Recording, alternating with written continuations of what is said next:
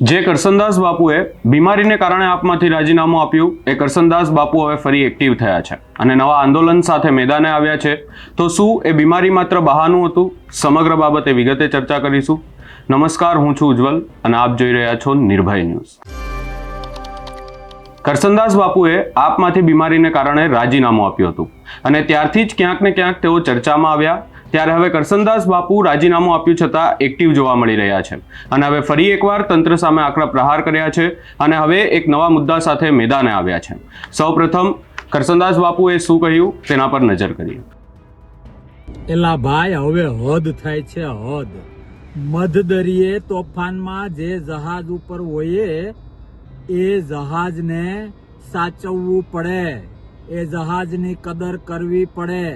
જો એ જહાજની કદર ન કરીએ તો વિનાશ આવે, મોત આવે.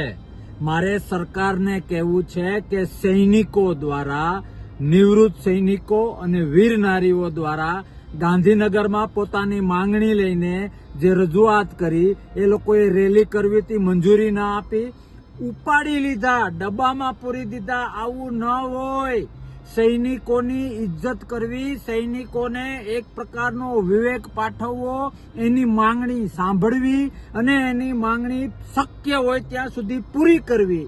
શું માંગે છે એ લોકો? નિવૃત્તિ પછી અનામત નોકરીમાં માંગે છે, બીજા રાજ્યોમાં જે વળતર મળે છે એ વળતર માંગે.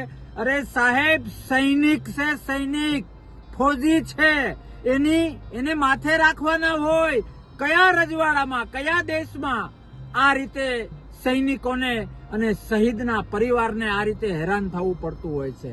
સાહેબ, યાદ રાખજો, 7/12 જે નામ છે ને, મારી પાસે આટલી જમીન છે, આટલી મિલકત છે, આટલું સોનું છે, આટલા પ્લોટ છે, આટલા ઘર છે, જે આપણે હવામાં ઉડીએ છીએ ને, એ બધું ધોરું થઈ જશે, ઝીરો થઈ જશે જો સીમાડાનો ઉત્સાહ તૂટશે, જો સીમાડાના સૈનિકનો ઉત્સાહ તૂટશે.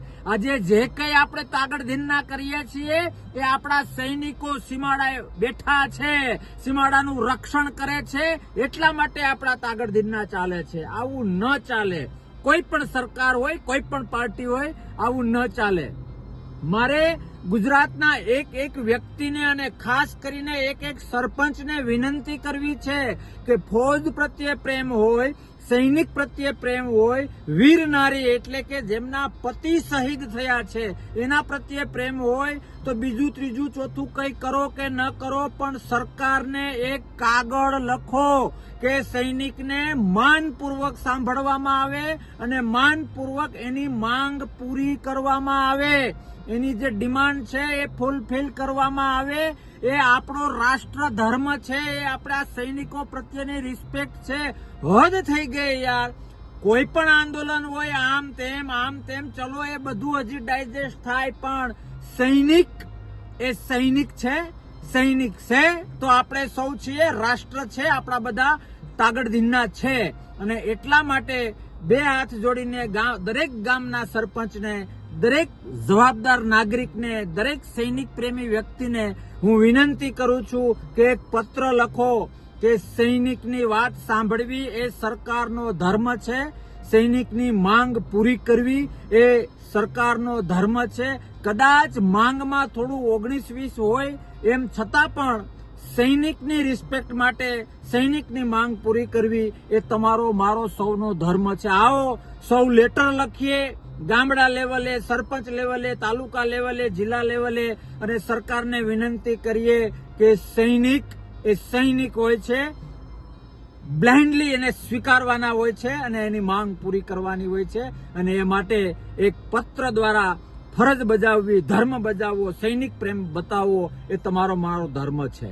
જય હિન્દ, ભારત માતા કી જય. વંદન છે એ મારા સૈનિકોને.